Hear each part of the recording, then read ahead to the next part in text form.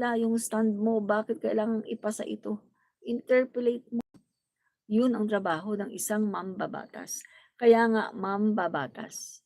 Pero kung ikaw ay nasa district mo lang at mag-happy-happy ka lang, every night, nasa nightclub, every night, nandun ka sa ano, 'di ba?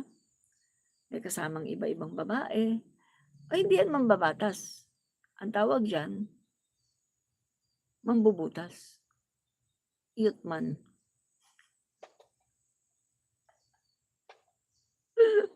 'Di ba?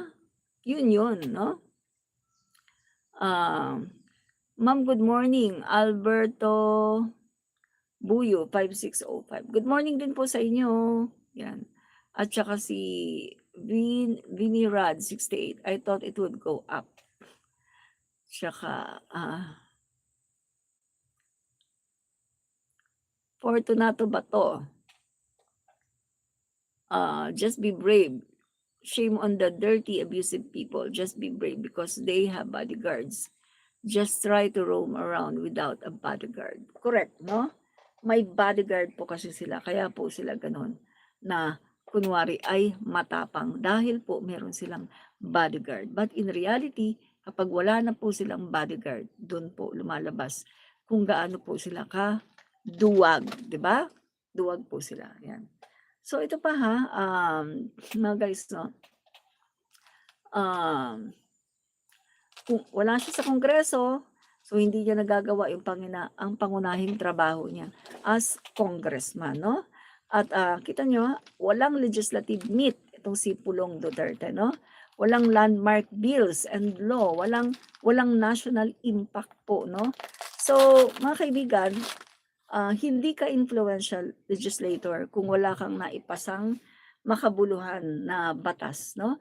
Kahit gaano ka pa kaingay sa social media.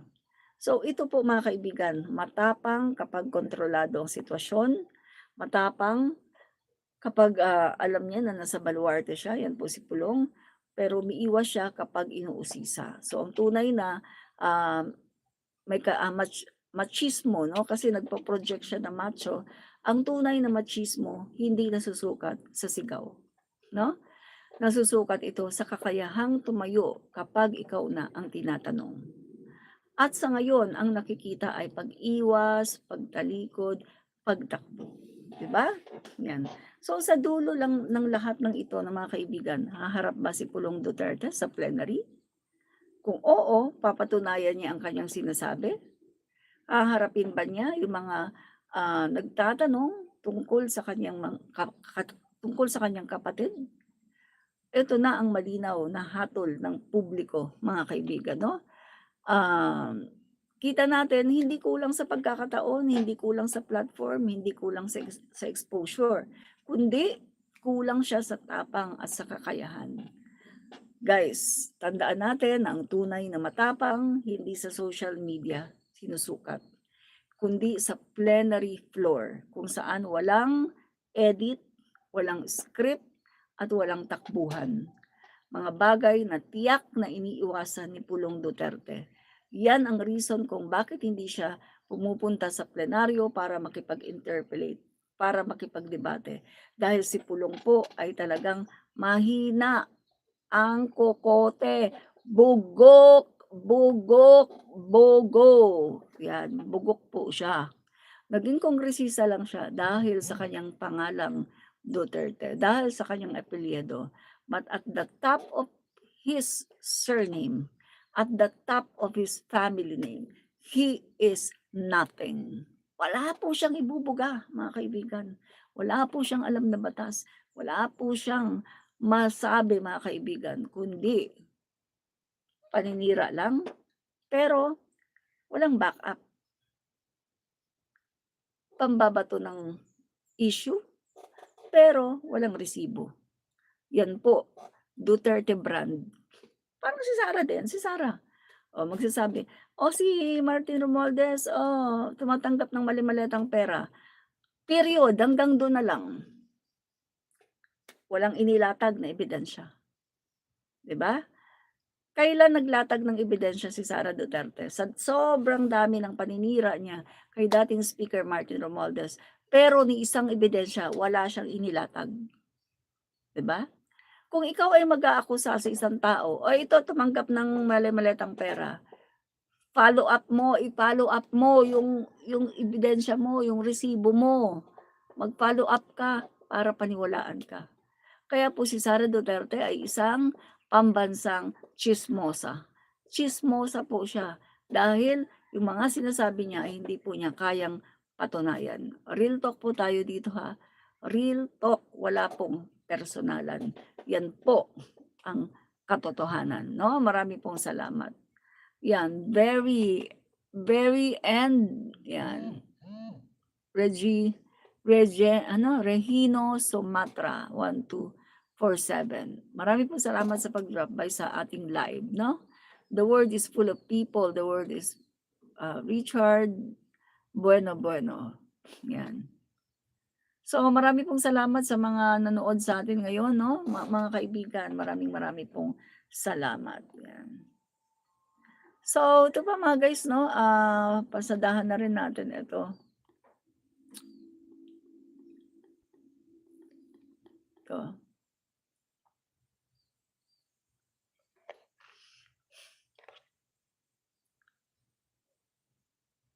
Ito.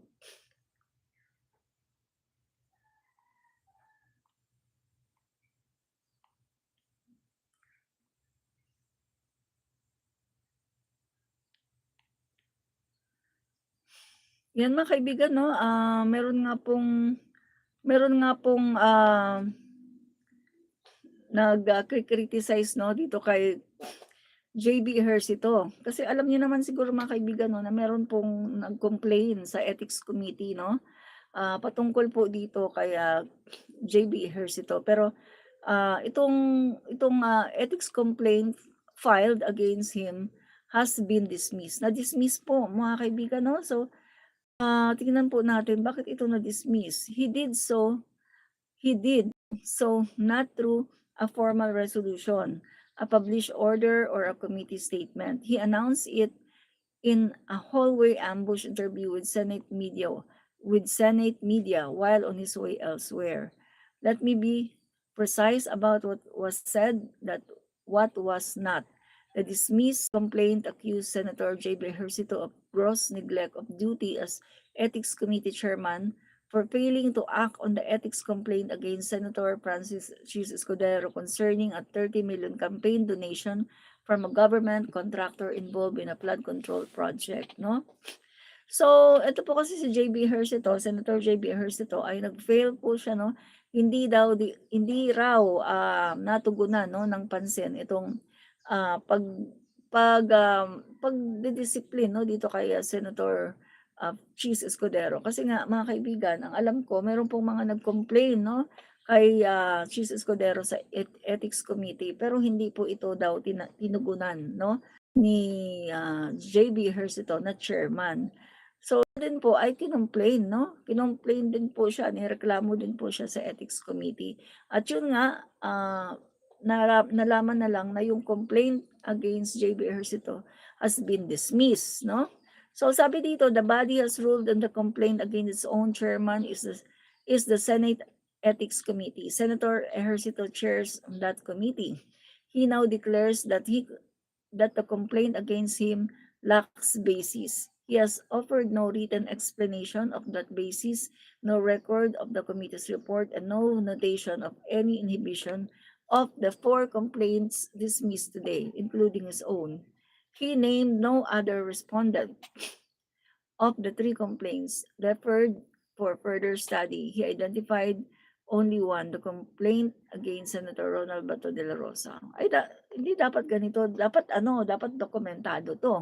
Dapat may record, no? Merong record 'yan sa committee, dapat meron 'yang kumbaga full documented dapat guys, no? Merong written, merong oral, no? At dapat may mga video pa 'yan eh, no? Merong basihan talaga na kung paano na-dismiss yung kanyang yung reklamo laban sa kanya, no? So a chairman who can publicly exonerate himself while withholding the identities and disposition of every other case is not safeguarding due process. Is managing a narrative. Yes po mga kaibigan. So nakikita natin dito na mukhang may pagtatakip mga kaibigan 'no at mukhang ang kanyang iniisip lang dito at ang kanyang pinagtatakpan ay um, yung kapakanan 'no ng iilang mga tao. So dapat po hindi ganito 'no. Most striking of all was what he did not say the Ejercito complaint exists only because the Escudero complaint was allowed to sit. The Escudero complained that 30 million donation, the flood control contractor, the case the chairman was constitutionally bound to act to on was filed on October 2, 2025. As of today, May 4, 2026. That is 214 days. On its disposition, Senator Ejercito was silent. The silence speaks louder than the hallway announcement. I'm not seeking a verdict from the chairman, I am seeking a record. So tama naman yung sinasabi dito, no, itong nag-post. Itong nag-post ay si Marvin B. Aceron, no? So kung talagang na-dismiss yung reklamo laban sa kanya, no, laban kay JB Ejercito as the chairman ng Ethics Committee, kung talagang na-dismiss yan, pakita niya ng record. Magpakita siya ng record. Paano ito na-dismiss? Ano yung factual basis? Paano siya na-dismiss? Hindi pwedeng basta na lang maglalabas ng resolution dismissing the complaint against Senator Ejercito. Hindi gano'n, no? Kailangan dito yung committee's vote and any inhibition notations, no? The dispositions on all other complaints considered today and the current status of the Escudero ethics complaint. Kailangan ilabas ang lahat ng ebidensya, maging transparent. Tingnan nyo nga si Congresswoman Jinky Luistro, di ba? Napaka-transparent. Walang masabi mga kaibigan, no? Talagang very transparent at lahat talaga no kanyang sinisiwalat yan, no? At tinatanong talaga, no? At binibigyan ng due process ang lahat, lalong-lalo na yung part, no, ni Sara Duterte at ng mga Duterte, no, mga kaibigan. Talagang binibigyan lahat ng due process ay ibinigay sa kanila. Pero sila lang talaga yung tumanggi at ayaw nilang sumagot sa mga katanungan sa Committee on Justice, no? So ito mga kaibigan na, the Escudero complaint is no longer one lawyer's filing. It was joined by 347 citizen co-signatories. It was including Professor Ed Garcia and national artist Virgilio Almario. The complaint against the chairman is the downstream consequence of his failure to move on theirs. Both belong to the public, and the public is entitled to a clear documented answer on each, no? So the Senate Ethics Committee exists for one purpose, to examine the conduct of its members with impartiality and to speak the truth without fear or favor. Today, it looked in the mirror and told the public only what it chose to reveal. So nakita natin ngayon, yung ethics committee natin ngayon kay JB Ejercito, may kinikilingan, may tinitingnan, may tinatago. So hindi po yan ethics committee kasi dapat yan ay impartial. Kahit kaalyado mo, kaibigan mo, wala ka dapat sisinuhin, no? Impartial dapat. So mga kaibigan, no, we will wait for the official resolution.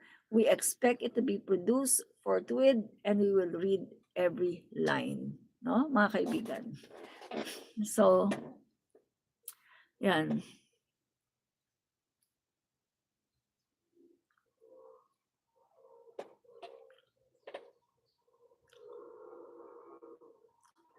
The world is full of, nabasa ko din, the world is full of people, no? So yan mga kaibigan, no, kitang-kita na natin na ganyan po ang nangyari. Yan. So dapat talaga na ito ay tutukan at tingnan. Mga kaibigan, ito pa, yan. Naku, mga kaibigan, oh. From Daily Tribune, according to sources, former House Speaker Martin Romualdez was allegedly targeted in a 300 million pesos blackmail attempt involving supposed videos linking him to a flood control controversy. The suspect reportedly demanded payment in exchange for not releasing the video on a platform called PGMN, prompting Romualdez to coordinate with authorities and call the bluff. Sources said the entrapment operation was said to be held in Valle Verde Country Club. Uy, naku,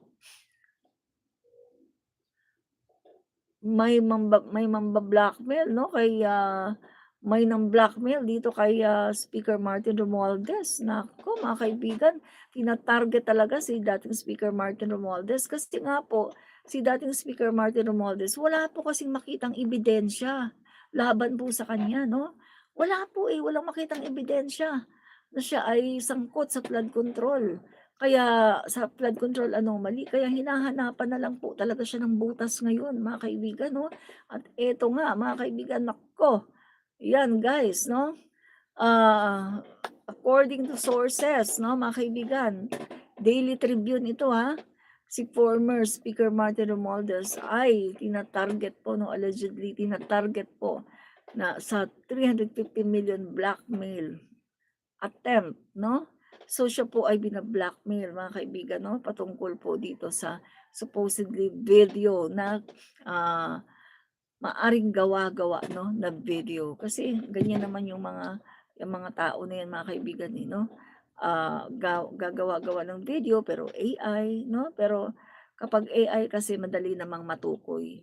Kahit gaano po kagaling ang paggawa po ng AI video, malalaman at malalaman talaga na yan ay AI 'no, lalong-lalo na ngayon ang dami na pong pang-detect ng AI videos 'no, so malalaman na po yan.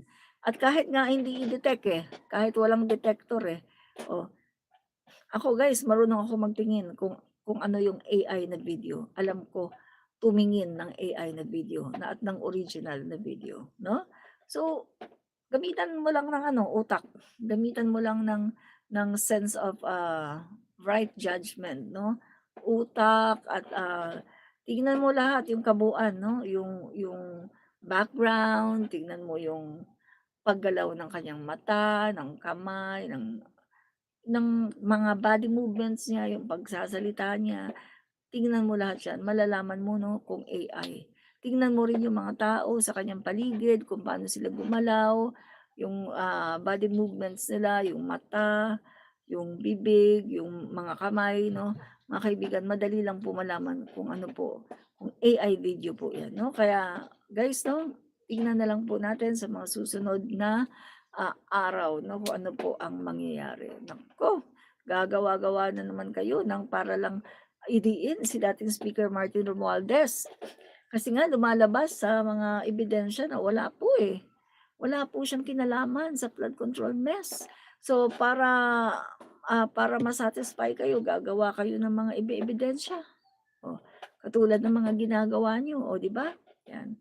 So mga kaibigan 'no, maraming pong salamat sa panonood sa atin mga kaibigan at, magpapaalam na po ako dahil may live pa po ako 9:00 sa page po ni Niolo. Mga kaibigan, panoorin niyo po ako 9:00 sa page po ni Niolo. Bye-bye and God bless. Salamat po sa mga nanood, mga PBBM supporters, loyalista ng Marcos, mga Pinklawan, Dilawan, at maging salamat na rin sa mga DD sheets na nandito, mga DD sheets na bugok.